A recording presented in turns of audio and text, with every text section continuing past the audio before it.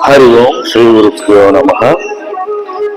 ఈరోజు మనం వాస్తులో ముఖ్యమైనటువంటి విషయాన్ని చర్చించబోతున్నాం.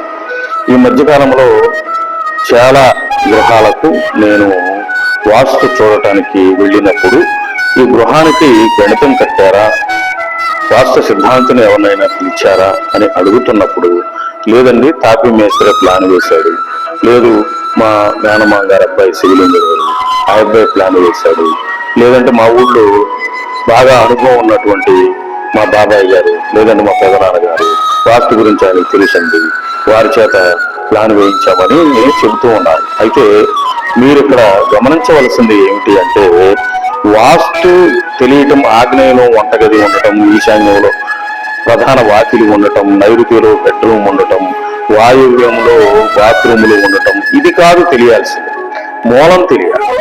వాస్తు ప్రతి వ్యక్తికి ఎలా అయితే జాతక చక్రం ఉన్నదో ఆ జాతక చక్రానికి తగిన విధమైనటువంటి వాస్తు గణితాన్ని కట్టి ప్లాన్ అనేది నిర్ణయం చేయాలి.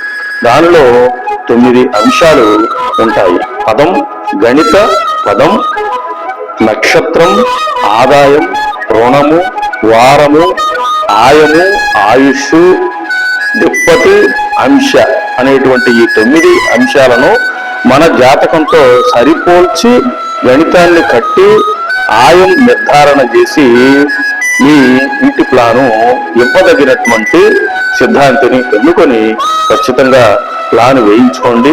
లేదంటే చాలా దుష్పరిణామాలు ఎదుర్కోవాల్సి వస్తుంది. జై గురుదేవ్ శ్రీ గురుభ్యో నమః.